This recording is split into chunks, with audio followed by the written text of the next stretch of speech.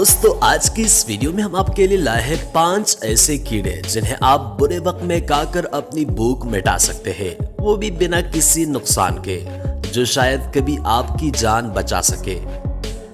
Ants. अगर आप कहीं जंगल में खो गए हो और आपको खाने की तलाश है, चींटियां इस सिचुएशन में आपके लिए एक अच्छा खाना साबित हो सकती है, लेकिन इन्हें निगलने से पहले ये जरूर चेक कर ले कि वो मर चुकी है, क्योंकि जिंदा चींटियां निगलना आपके लिए खतरनाक साबित हो सकता है।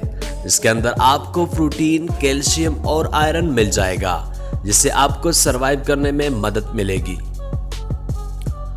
स्कॉर्पियंस। दुनिया में कई ऐसी जगह भी है जहां पर लोग बिच्छुओं को भी खा जाते हैं और उन्हें इस जानवर से डर नहीं लगता, बल्कि उल्टा बिच्छुओं को इंसानों से डर लगता है, क्योंकि उन्हें पकाकर खा जाते हैं। चाइना के लोग बिच्छुओं को ब्रेड के ऊपर सॉस लगाकर खा जाते हैं, वही थाईलैंड के लोग बिच्छुओं का कबाब बनाकर बेचते हैं।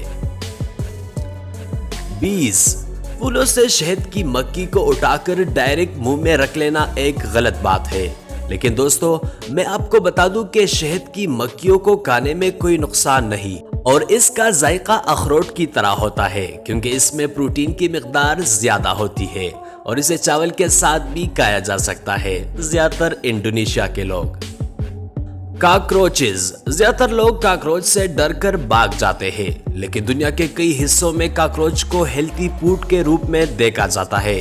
चाइना के लोग इसे तेल में पकाते हैं ताकि ये क्रंची और यमी लग सके, और कई लोग इसे दवाई के रूप में इस्तेमाल करते हैं, ज्यादातर दिल के बीमारी वाले लोग।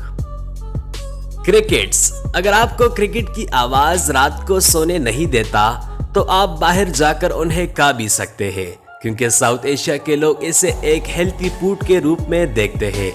आपको ये जानकर हैरानी होगी कि थाईलैंड और वियतनाम के लोग हर साल करीब 7,500 टन क्रिकेट्स का खाना तैयार करते हैं।